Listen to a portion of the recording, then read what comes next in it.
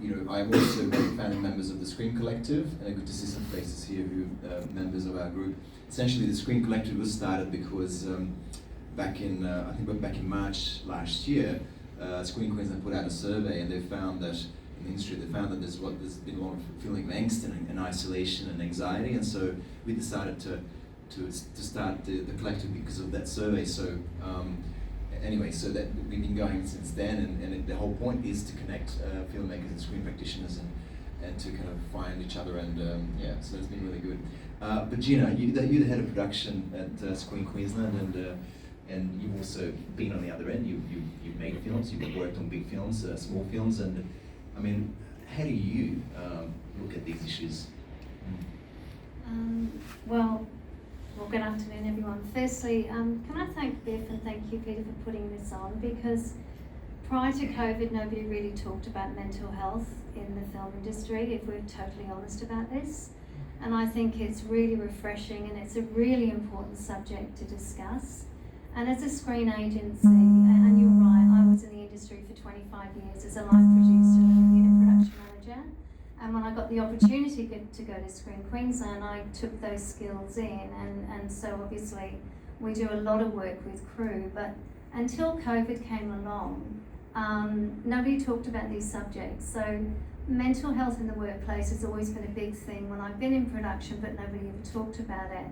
And I must admit that you're right. I was the first person in the front line with the very first family from Wuhan that were at Pepper's Resort when Elvis were in their early pre-production. And I just got back from a trip to LA, where we usually go twice a year to connect with our international partners. And I'd only been back 2 days, and Kylie, our CEO, called me into the office, and she said, "Gina, can you go down to Pepper's?" I live on the Gold Coast, by the way, so I travel a lot. And she said, "Can you get down to Pepper's Resort? Something's happened, this virus is coming in, somebody from Wuhan is there." So it kind of started from there. So I met these amazing people called Dr. John Gerard, Dr. Jeremy Wellwood. They're two guys that run the Gold Coast University Infection Control. Well, they actually cover the COVID ward, to be honest. And so I was exposed to it very, very quickly.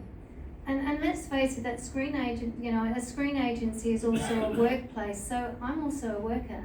So it's not an assumption that everyone that is in a workplace knows what's going on when it comes to it. It was new to me. It was new to all of us. And I learned very quickly that it's COVID first, production second. And guess what? We're all outranked by it, all of us, because now we're following somebody else's instructions.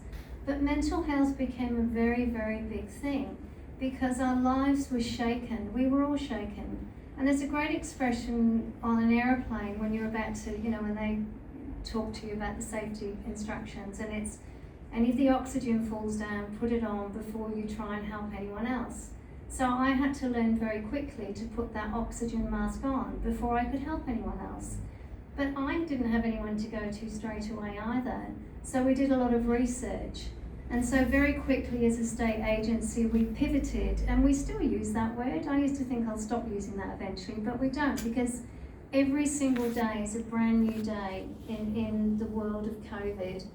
But it's not a good thing at all. It's what we call the unseen enemy. You can't see it, and yet we're all working towards trying to protect ourselves against this unseen enemy.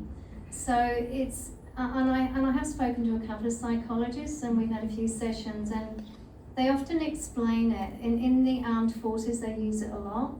It means going into the front line, and every day you're in a heightened sense of awareness and a heightened sense of alertness.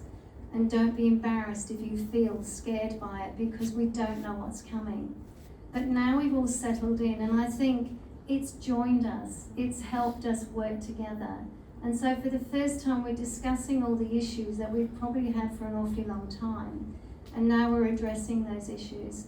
And I'm quite proud that I've actually been at Screen Queensland while this has happened, because I've learned so much, but I've learned to be able to work with the community in a different way, because now we're all on a level playing field. But I do like to remind everyone that we've all been on this journey at the same time. And we're very lucky that in Queensland we've got some amazing epidemiologists that were a step ahead. It was the pandemic they always knew was coming in, they just didn't know what it was going to be called. So we've been very lucky, but at the same time, we've never lived through one before.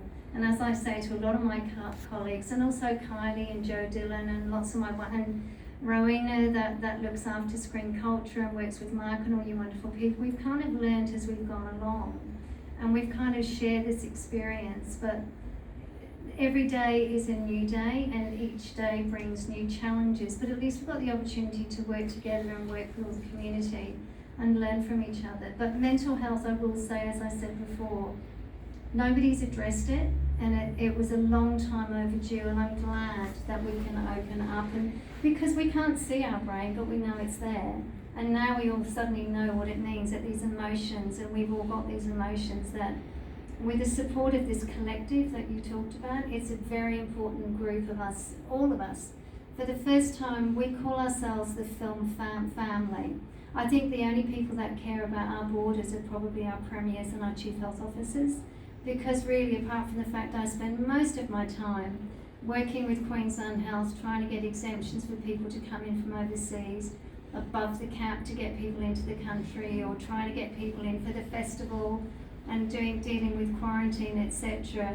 There's another step beyond that. So our jobs have changed and we've pivoted, and now we actually spend a lot. So that's why I went from being head of production attraction to head of physical production and COVID liaison.